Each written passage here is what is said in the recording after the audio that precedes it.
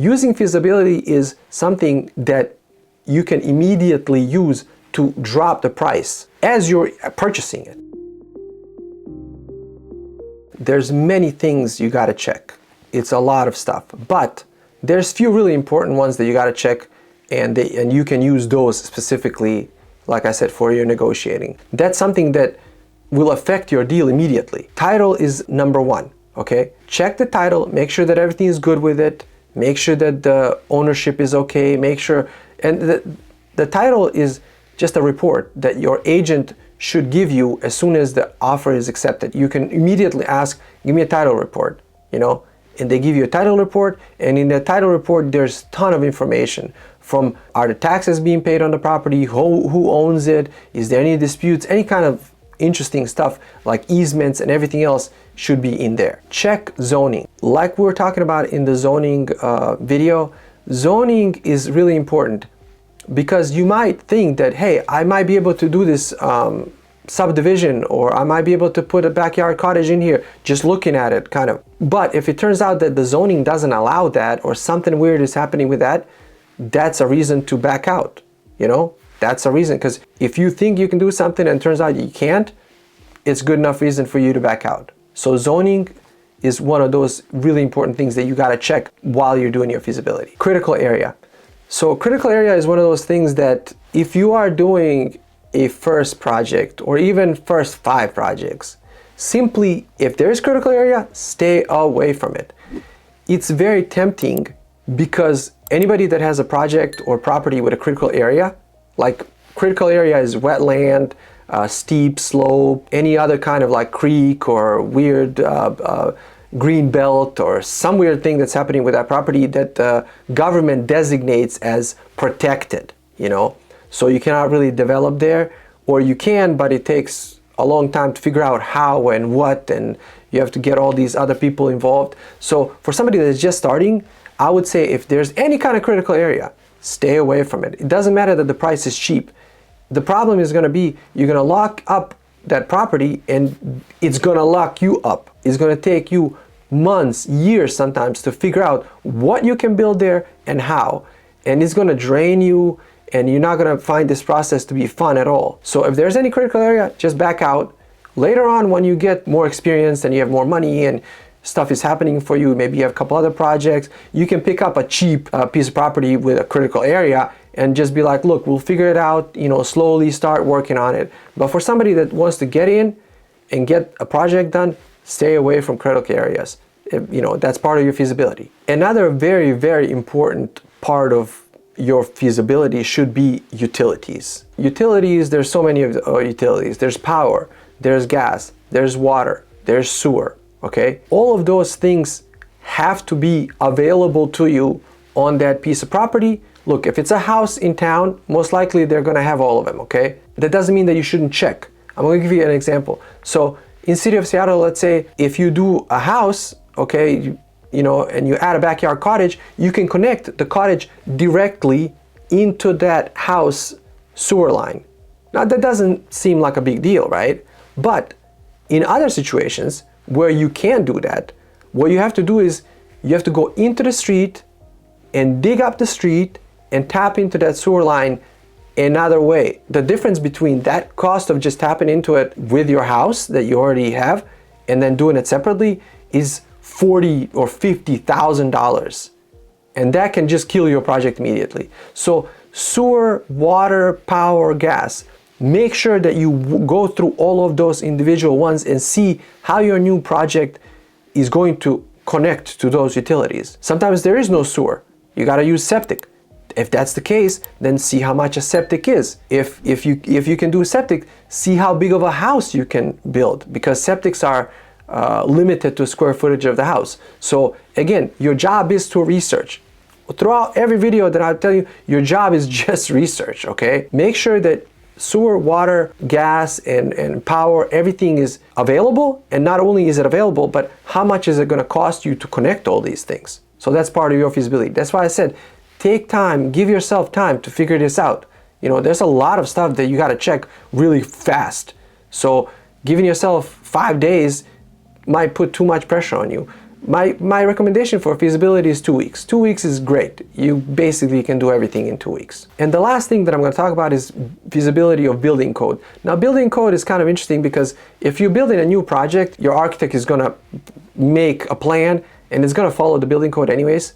So that's not really a problem.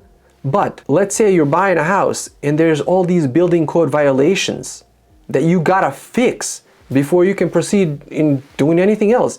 If somebody added on a sunroom or put a garage on there without a permission, or turned the garage into like a living space and it's not recorded, that means that they did it illegally, and that becomes your problem. Once you buy it, that becomes your problem.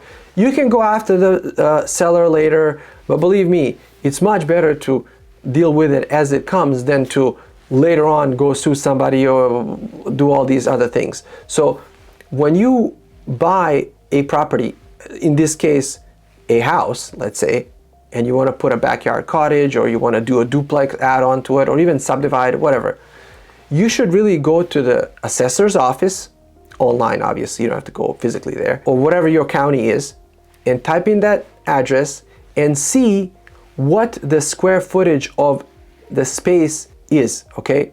The reason why I'm saying that is because the government always wants to charge as much tax as they can, right? So it's in their interest to encompass every piece of your house into their equation to pay more tax. If you did something illegally and you're selling me a house that's 1,500 square feet, you're telling me it's 1,500 square feet, I go to the assessor's office and it says only 1,200 square feet, what that tells me is that you did something afterwards and you added 300 square feet and the county doesn't know about it. They would gladly add that 300 square feet if they know about it, but they don't know about it. So what that means is most likely that was not done with permit, okay?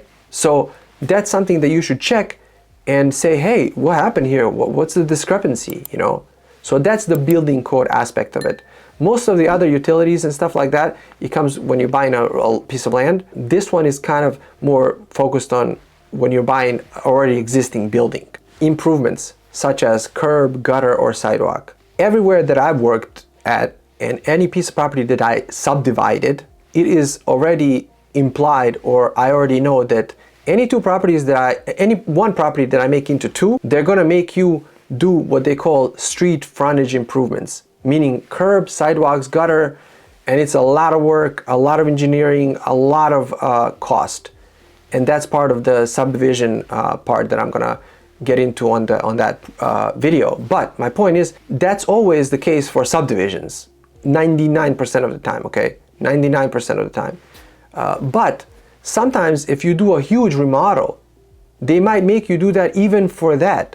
You know, there might be a threshold after you say, look, I bought a house that was 1,000 square feet, I'm adding onto it 2 more 1,000 square feet or something like that, or I'm demoing this house and I'm building a new house there. They might actually ask you to do the improvements as well, and that could add like $200,000 to your project. Make sure that whatever your project is, when you talk to the city, say, hey, what do we got going on here? Like, do I need to do any improvements? Curb, gutter, sidewalk, stuff like that, you know, because that's really important. I'm gonna throw this last bit of information in here, and in order to get any of this information in the easiest way, the best thing is to make a pre-application meeting, okay?